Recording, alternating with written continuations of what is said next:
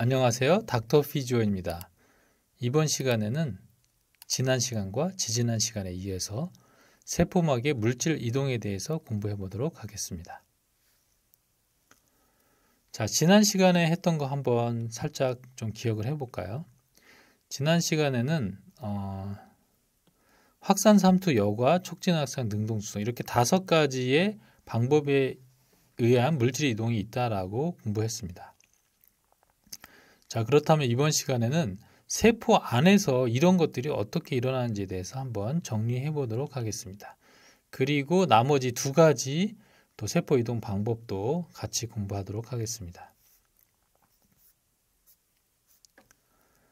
자, 여기 보면 5가지가 나오는데요. 자, 첫 번째는 지질 용해성이 높은 분자라고 했습니다. 지방에 잘 녹는다. 자, 세포는 지방으로 된 이중 지질층으로 되어 있어요. 그래서 산소라든지 탄산가스 같은 것들은 지방에 잘 녹기 때문에 편하게 세포를 마음대로 들어갔다 나왔다 왕복 움직일 수 있고요. 이때는 뭐에 의해서 움직이냐면 바로 확산에 의해서 움직이겠죠. 세포막을 의한 단순 확산이라고 여기 되어 있는데 단순 확산에 의해서 이렇게 이동을 합니다. 자, 2번째는 소수성 분자. 소수라는 것은 뭐였죠? 하이드로포빅한 거예요. 하이드로포빅한 물을 싫어하기 때문에 지방을 좋아하는 거죠. 지방을 좋아한다는 것은 이런 분자들은 벤젠과 같은 예를 들 수 있는데요. 이런 물질들은 지방에 의해서 잘 이동할 수 있기 때문에 역시 지질 용해성이 높은 산소와 탄산가스처럼 자유롭게 세포막을 이동할 수 있습니다. 또 3번째로는 작은 극성 분자. 극성을 띠면 밖에 있는 부분이 극성을 띠고 있기 때문에 충돌을 하게 돼요. 잘 못 들어오는데 크기가 작은 것들은 비교적 편하게 들어갔다 나왔다 할 수 있습니다. 그래서 물이나 에탄올, 술과 같은 경우는 편하게 세포로 안으로 들어올 수가 있는 거죠. 자, 여기까지 이 3가지는 전부 다 뭐에 의한 거냐면요. 세포막을 통한 단순 확산에 의해서 필요에 따라 세포 안으로 혹은 세포 밖으로 농도에 따라서 이동하게 됩니다. 농도가 어디가 높으냐에 따라서 결정을 하고요. 확산이라는 방법을 통해서 이동하는 것이죠. 자, 문제는 얘네들입니다. 극성을 띠고 있고요. 덩치가 큰 포도당 같은 것은 자유롭게 이동할 수가 없어요. 또 전기를 띠고 있는 이온과 같은 것들은 자유롭게 이동할 수 없죠. 이온이라는 것은 우리가 이렇게 소디움이나 포타시움이나 클로라이드 같은 이런 것들이에요. 이렇게 여기 플러스 마이너스 이런 게 붙어 있으면 전기를 띠고 있는 하전된 입자를 말하게 되는데 이런 것들은 쉽게 안으로 들어올 수가 없습니다. 그래서 쉽게 들어올 수 없는 애들을 들어오게 하기 위해서 이렇게 통로가 필요합니다. 혹은 운반 단백질이 필요합니다. 자, 특별한 통로가 있다면 덩치가 큰 애들은 일로 들어올 수 없지만 통로를 통해서 단순 확산할 수 있습니다.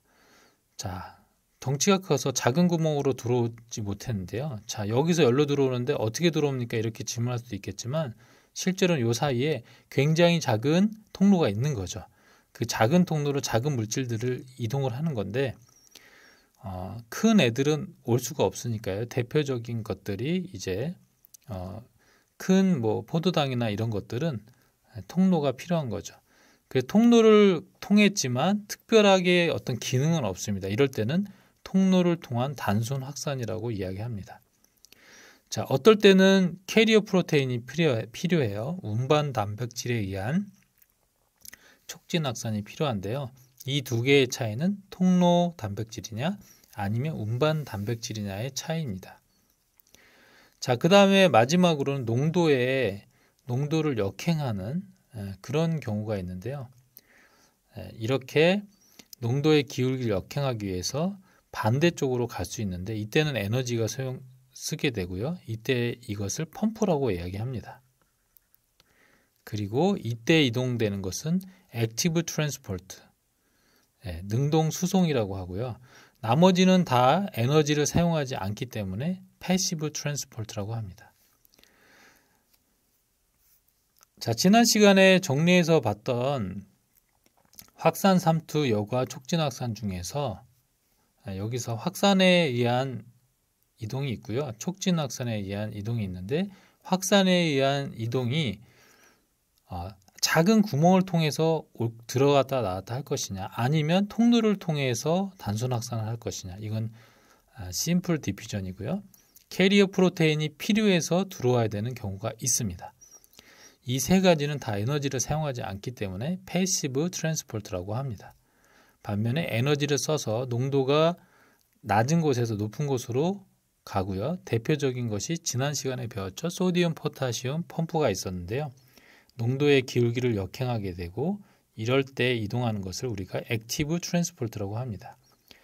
세포에서는 이런 지금까지의 내용으로 세포 내와 밖으로 이동하는 방식이 있는 반면에 또 다른 방법이 있는데 이 방법을 엔도사이토시스 혹은 엑소사이토시스라고 합니다. 엔도사이토시스는 세포 내 섭취라고 되어 있고요. 엑소사이토시스는 세포 외 배출이라고 되어 있는데 말 그대로 섭취라는 말은 뭐죠? 섭취라는 말은 먹는 거죠. 그래서 특수한 크기가 큰 물질을 감싸게 됩니다. 감싸서 그대로 세포 안으로 들어가게 하는 것을 우리가 엔도사이토시스라고 하고 잡아먹는 것이다 이렇게 기억을 하시면 될 것 같습니다. 자, 여기 보면 이런 물질들이 있는데 물질들이 안으로 들어가고 있고요. 얘네가 알아서 들어가는 게 아니라 이 바깥쪽에 있는 애들이 얘를 감싸움으로 인해서 안쪽으로 들어가게 하는 거죠. 잡아먹게 되는 것입니다. 그래서 이런 것들이 셀 드링킹이라고도 해요. 셀 드링킹. 세포 마시기라고도 불리고요.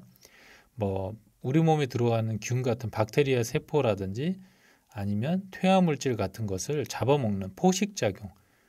그래서 셀 이팅이라고도 합니다.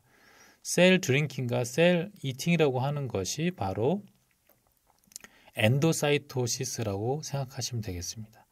자, 여기 어떤 균들이 있어요. 그러면 T셀, 우리 백혈구가 와서 감쌉니다. 이렇게 감싸서 세포 이렇게 하면 안으로 들어온 거예요. 이렇게 감싸서 먹어버리는, 죽이겠죠. 이렇게 죽이겠죠. 이런 안으로 이렇게 감싸서 들어오는 것이 바로 엔도사이토시스입니다. 반대로 세포 내에서 필요 없는 물질을 바깥으로 이렇게 배출해내는 것을 우리가 엑소사이토시스라고 합니다. 신경과 근육이 맞닿는 뉴로머스큘러 정션에서 대표적으로 엑소사이토시스가 일어나는데 그때 가서 조금 다시 설명을 드리도록 하겠습니다. 자, 정리를 하자면 세포 내외로 이동할 때 특징적인 것은 지질 용해성이 높은가, 물을 싫어하는가, 극성이 큰가, 있는가, 작은가, 극성이 있는가, 없는가, 그리고 크기가 작은가, 큰가, 전기를 띠고 있는가, 없는가에 따라서 단순히 확산할 것이냐, 아니면 통로를 통해서 확산할 것이냐, 운반 단백질이 필요할 것이냐, 펌프 에너지를 가지고 펌프를 사용해서 내보낼 것인가, 아니면 잡아먹거나 뱉어내는 그런 현상이 있다라는 것을 기억해 주시면 좋겠습니다. 자, 이 시간까지 세포를 통한 물질 이동에 대해서 함께 공부해 봤습니다.